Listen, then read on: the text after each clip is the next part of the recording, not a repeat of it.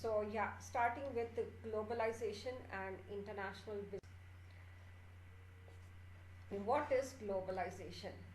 The definition of globalization, it is the process of integration and convergence of economic, financial, cultural and political systems across the world.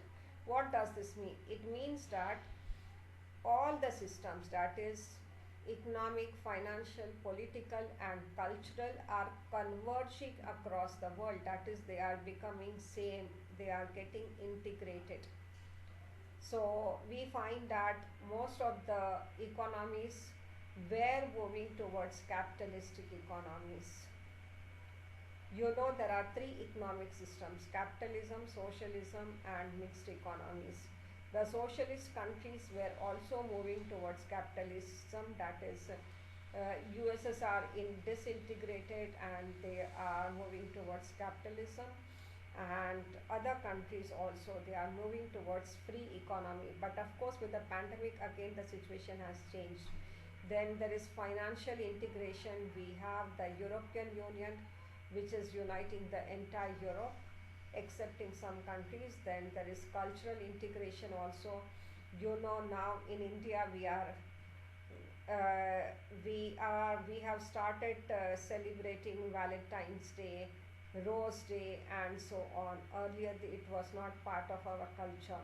Similarly, even though we are not Christians, we celebrate Christmas, we celebrate New Year. So there is cultural integration, and there is integration of political systems also. Most of the countries have started moving towards democracy. I hope you agree with me. Wherever there was king, they are also moving towards democracy. So political systems are also converging across the world. So this is nothing but globalization, that is integration and convergence of economic, financial, globalization and political systems across.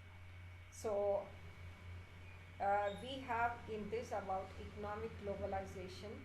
Economic globalization refers to increasing integration of national economic systems. How this integration takes place? Through growth in international trade, investment and capital flows. Investments include foreign direct investment, foreign portfolio investment and capital flows, that is the capital moving from one country to another country. Then there is financial globalization, that is liberalization of capital movements and deregulations, especially in of financial services. So financial services are being deregulated, capital movements are being liberalized. In India also, we were a bit hesitant towards FDI after independence, but after LPG, that is liberalization, privatization and globalization, that is economic reforms, in 1991 we are welcoming the foreign direct investment, and slowly we are opening the economy for foreign portfolio investments also, and this has led to spur in cross borders. And then we have cultural globalization. So culture is also being converging across the country. So as I said that we are celebrating New Year, we are celebrating Christmas, and then there is political globalization. Political systems and processes around the world are also converging mainly towards democracy. And then coming to dimensions of globalization, we have globalization of production. For some of the products, one part may be produced in uh, one country, another part may be produced in another country, and finally assembling is done in another country. Now the choice of the companies depends on the availability of raw materials, availability of labor and many factors. Availability of land and real estate also, cost of real estate. Globalization of markets. Now all the countries are one. Production can be anywhere, they are sold throughout the world. Like you may order something from America sitting at home in your own country, that is in India. You may order something from anywhere in Europe, because the markets are globalized and the goods will be delivered at your doorstep. Of course, you may be asked by the government to pay some customs duty, that is different. Then there is globalization of competition. Now, competition has become global, like smartphones. There are so many companies producing smartphones, and they are all competing across the world. Of course, for iPhone, there is no competition, but I think OnePlus is giving some competition to iPhone. Globalization of technology. Technology has also become global. There may be production in one country, uh, one new technology may be developed in one country, and it may be used in other country or throughout the world. And then we have globalization of corporation and industries. So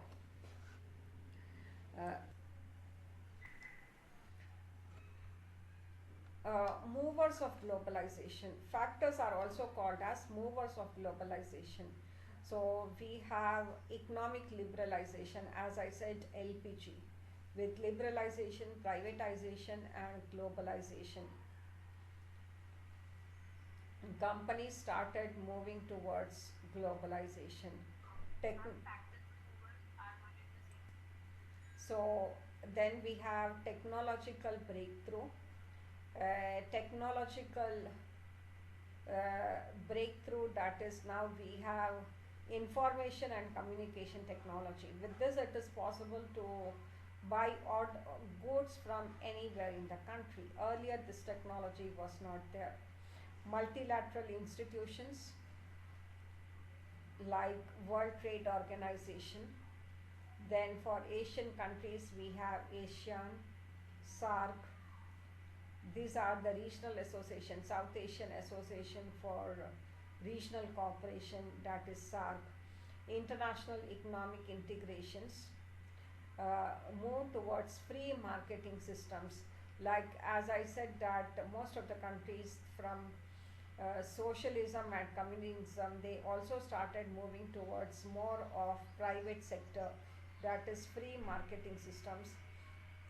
Rising research and development costs. The research and development costs are also rising, and the companies are spending more on research and development, and they are producing new products. Global expansion of business operations. Business operations are also becoming global. Most of the countries want to expand their uh, business to the new countries, and the advance in management. Logistics management, all of you know, you have done operations management. So there are advances in logistics management. Emergence of global customer segments, also the customer global. Then we have factors restraining globalization. These are the factors which hinder globalization. That is, they restrict globalization. It includes regulatory controls. Like during pandemic when it started, we had imposed ban on that hydroxychloroquine HCQ tablets, because we wanted it to be available in our own country. But then under the international pressure, we had to lift up the ban. And then we have emerging trade barriers. Uh, in fact, in the trade barriers, we want to control our own trade, and we import our own economy. We don't want our consumers to buy the foreign products. So there are trade barriers imposed. Then there are cultural factors. Cultural factors also affect globalization.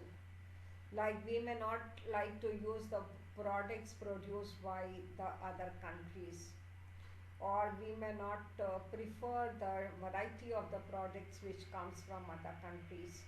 Then we have nationalism. Nationalism, I hope, when there is too much of nationalism, it is against globalization. Like we say that this so and so product is made from China, so we should not use that product, right? This is our nationalism. Sometimes it becomes too much. When it becomes too much, we start avoiding each and everything. But it has been found that most of the products have Chinese input in it. Even most of the medicines have Chinese, some or other Chinese chemical in it, and it is not possible these days to avoid any such thing. But of course, sometimes some of the things are required. Like when the China had attacked India last year, some of the Chinese apps were banned by the government. So to some extent, it is required, but too much of nationalism will hinder globalization. That is, we prefer to use the products produced in our own country. We do not want to use the products which are imported from other countries. Then it is hindering globalization. Then war and civil disturbances also hinder globalization. And the last is management myopia. What is myopia? It is the short sightedness of the management. That is, management doesn't want to see in the future, long term. So it is the short sightedness of the management which is called as the management myopia. That is, management, you might be aware, many of the grocery stores which are located in the lanes and by lanes, they do not want to expand at all. They may be earning monthly 20,000, 30,000 like that after meeting their expenses, and they are happy with it. Only those who are staying in that particular lane will buy from them. So they don't want to expand in that particular city, they don't want to expand in the entire country, and they don't want to become global. They are short sighted, they are happy with that particular lane only.